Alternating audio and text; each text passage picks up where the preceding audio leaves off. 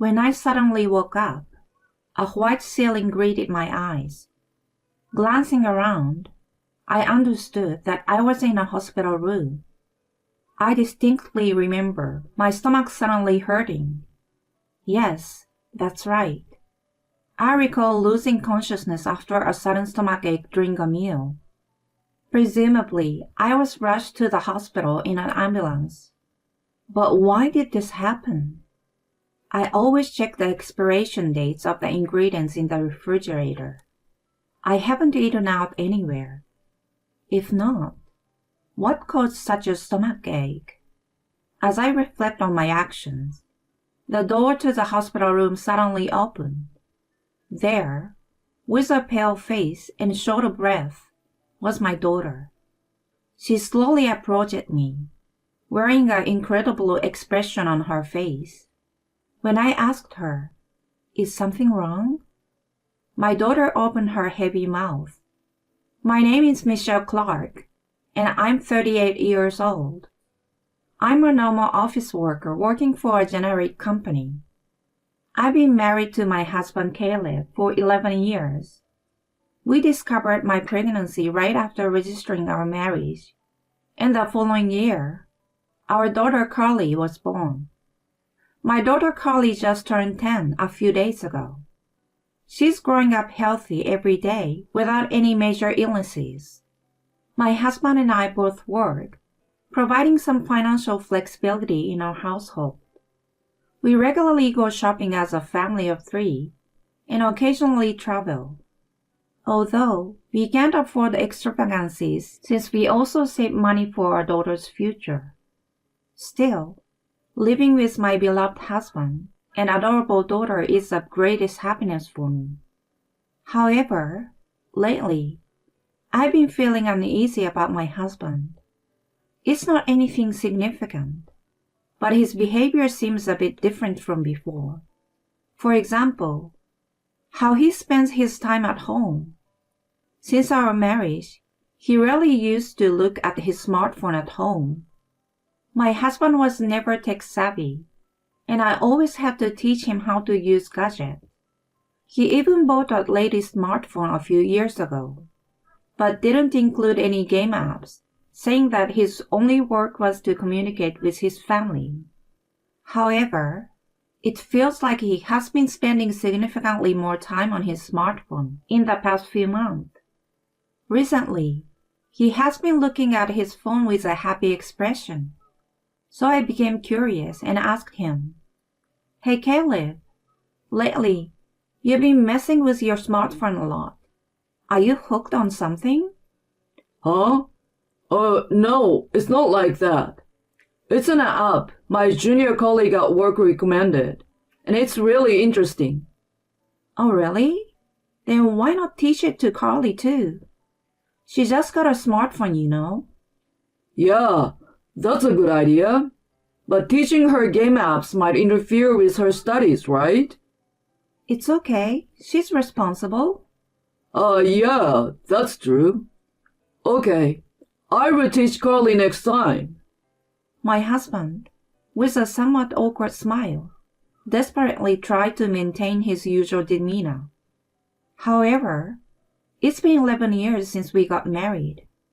As a wife, I easily notice when something is off with him. Since our daughter was already asleep, I continued my investigation. "Hey Caleb, there's really something, right?" Huh? What are you talking about all of a sudden? There's nothing. But things have been different lately. You are always on your phone, and on days off, you go out for practice alone. So we have fewer opportunities to go out as a family, unlike before. Well, you see, there is a company golf outing and camping with colleagues. Various work-related events, you know.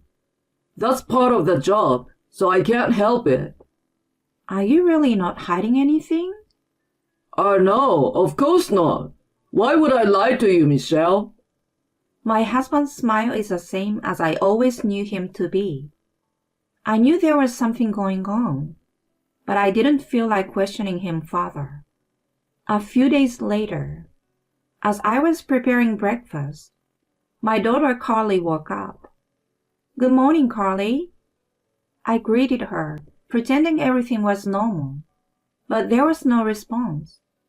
Turning my gaze to my daughter, I saw her with a somewhat gloomy expression, looking down. I stopped preparing breakfast and rushed to my daughter. "Carly, is something wrong? Are you feeling unwell?" No, I'm fine." "But you seem down. Did something unpleasant happen at school? You didn't seem like this last night." "Well, Mom, no, it's really nothing. I'm fine." "Carly?" I felt a sense of discomfort in Carly's way of speaking, but in such cases, pressing too much would be counterproductive. If she is troubled by something, it's better to wait until she wants to talk. I stopped trying to inquire further and gently spoke to my daughter. "Carly, if there is anything, you can always talk to me. I will do anything to help you, for your sake, Carly." "Mom, I'm sorry. Thank you." "It's okay. No need to apologize. Adolescence is a time when you worry about very things, right? I was like that too." My daughter smiled a little awkwardly at my words. I had thought that Carly was troubled by something at school. However, at that moment, I still hadn't realized that my daughter's worries were much bigger than I had imagined. A month passed, but my husband's behavior had definitely become strange. He used to come home at 9 p.m. no matter how late, but lately, he has been coming home beyond midnight every night. My daughter and I would fall asleep without waiting for his return, but we always woke up at the sound of the front door opening. Checking the smartphone, it was past midnight, and on some days, it was even past 1 a.m. Certainly, after enduring such days for 2 weeks, I could sense that something was wrong. I couldn't overlook this anymore. That's what I thought. So I decided to wait for my husband to come home and talk things over. As I dozed off while waiting, the front door finally opened after midnight. My husband seems to be on the phone with someone, and I could hear a cheerful conversation. They were talking in the hallway, so I couldn't make out the content of the conversation, but it was too loud for just talking to oneself. "Welcome back. Who are you talking to?" In the hallway, when I greeted my husband, he opened his eyes wide and quickly pocketed his smartphone. "Oh, you're awake." "Huh? Weren't you on the phone just now? Is it okay to cut off the call so suddenly like that?" "Huh? What call? I wasn't on the phone. I was watching a video, so maybe you heard the audio?" "A video? You were watching it while walking home?" I've been into it lately. Just listening to the audio is interesting enough, like a radio show. The husband is clearly flustered. Once I noticed this, I sat him down on the couch and asked him clearly, "Hey, isn't it strange that you've been coming home so late recently?" Oh, what's strange about it? It's just overtime. There's nothing I can do about it. "Has there been overtime every day like that? For almost the past 10 years, there was hardly any overtime, and you used to come home by 9 p.m. at the latest. Why is there suddenly so much overtime now? Isn't it strange?" Even if you say that. Hey now, we are short-staffed. Young people these days quit so easily. Even so, is it normal for you to suddenly have so much overtime? Do other people at the company also stay this late? I'm doing voluntarily. I want to get promoted and be useful to everyone. You'd understand my feelings, right, Michelle? I too am an office worker like my husband. I would like to be promoted if I could. I understand that feeling. However, every day, just like this, he comes home after midnight and sacrifices every holidays. Being someone with a family, I wonder as a father, is that really okay? Even our daughter Carly must have been feeling lonely all this time, worried about the weakening bonds within the family. I confronted my husband directly.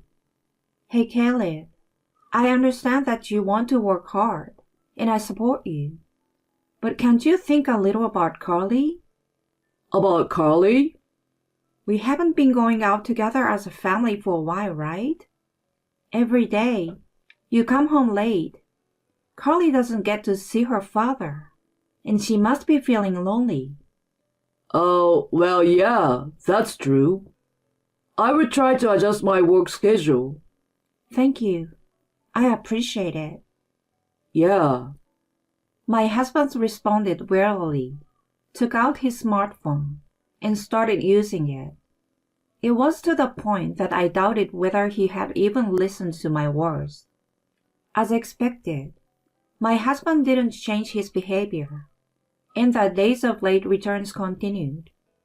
Despite my regular requests for him to come home early and spend holidays with our daughter, he insisted that work was busy.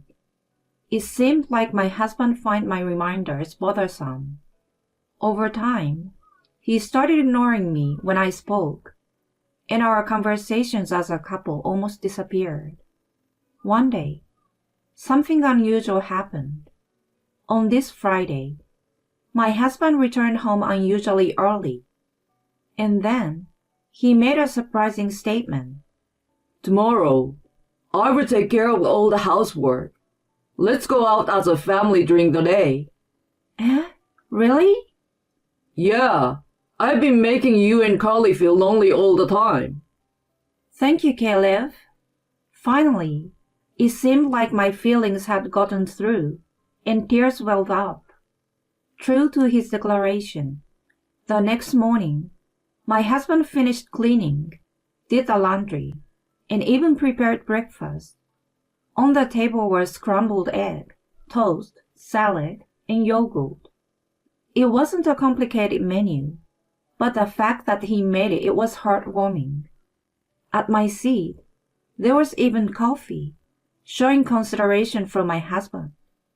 Let's eat. Is it strange to have a meal together as a family of three? Carly still seemed preoccupied, but going out together might lift her spirits. While thinking about this, I felt a discomfort in my stomach as we continued breakfast. Immediately after, I was struck by sudden abdominal pain. Ouch! Without a second thought, I fell from my chair, crouching on the floor. My daughter, who rushed to me, was on the verge of tears. Mom! Mom! Are you okay? Carly, yeah, I'm fine. Lies! You're not okay. Hey, Mom, do you have a tummy ache? Yeah, a little. With a pain I had never felt before, sweat poured from my whole body. In my fading consciousness, I realized something. My daughter was the only one worried about me. My husband didn't utter a word. Unable to move due to my crouched position, I couldn't see my husband's expression. Struggling to maintain consciousness, I desperately pleaded, Please, take me to the hospital. Then my consciousness faded away. A few hours later, suddenly waking up, a white ceiling greeted my eyes. Looking around, I understood that I was in a hospital room. I remember suddenly feeling pain in my stomach. That's right. I recalled experiencing sudden abdominal pain during the meal. Most likely, I was rushed to the hospital in an ambulance. But why did this happen? I regularly checked the expiration dates of the ingredients in the refrigerator. I hadn't eaten outside, So what caused the intense abdominal pain? Reflecting on my actions, the hospital door suddenly opened. There, with a pale face and out of breath, was my daughter. Approaching me slowly, she wore an incredible expression. In response to my inquiry about what happened, my daughter uttered heavy words. "It's all Dad's fault." Huh? I inadvertently asked for clarification from my daughter. What do you mean? In response to my question, Carly took out her smartphone and showed me a video. No, is this? The video depicted my husband making a call in the living room. Throughout the conversation, Caleb wore a delighted expression, chatting enthusiastically. However, the content of the conversation was dreadful. Oh, don't worry. I'm getting ready. That laxative, right? I've already bought it, and I will just add it to her meal. Next time, I will casually prepare a meal and mix it in for my wife. Casually engaging in such a conversation. My husband. The person on the phone is probably his affair partner or something. After the video ended, my daughter clung to me, crying, "Mom, I'm sorry. Dad was talking to someone when I woke up in the middle of the night before. So I recorded a video, and then..." "Carly, I'm sorry. You've been feeling down because of this, right?" "I wanted to tell you, Mom. But if I did, would you guys still be together?" "Thank you, Carly. You must have thought a lot about it. But it's okay now." "Yeah, I think you're more important. I really hate Dad for doing such a terrible thing." I embraced my crying daughter tightly, stroking her head. At that moment, my parents entered the room. "Why are Mom and Dad?" "Carly contacted me. She asked for help." "Carly did?" "She said help Mom. Even though she's small, she sought help." According to my daughter, right after I collapsed, my husband went somewhere. Carly called an ambulance and at the same time phoned my parents. Upon hearing the details, my parents were furious. Naturally, my husband had betrayed not only me, but also our daughter and my parents. At that time, an anger I had never felt before overwhelmed me. Without a doubt, I couldn't continue this relationship as a married couple. Then, a short time later, the door to the hospital room opened again. To my surprise, my husband, looking panicked, came running in. "Michelle, are you okay?" His blatantly insincere attitude left me without words. If I remained silent, he would continue speaking with faint sniffling. "Sorry, I went out during the meal. We were out of milk, so I thought I would go buy some." "Oh, really? Weren't you in the same room when I collapsed in pain?" Just at that moment, I happened to step outside. Sorry, if I had been there with you at that time." My husband, feigning tears, received cold stares from everyone present. He hadn't yet realized that his lies had been exposed. To my husband, I bluntly said, "Just so you know, everyone already knows what you orchestrated." "What? What are you talking about? What did I do?" Carly showed me the video of you talking to your affair partner.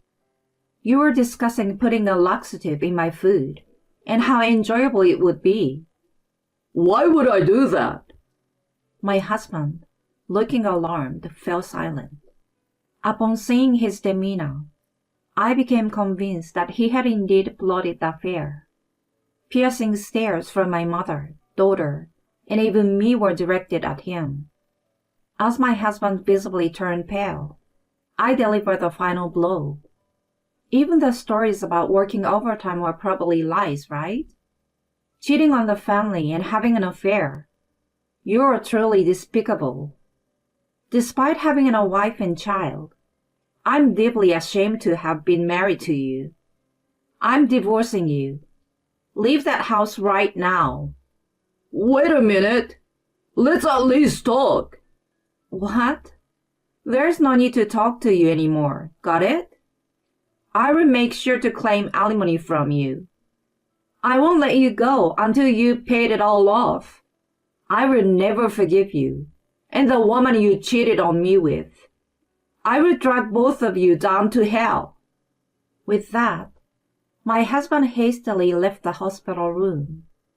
Upon being discharged and returning home, I handed my husband the divorce papers, and along with my daughter, returned to my parents' home.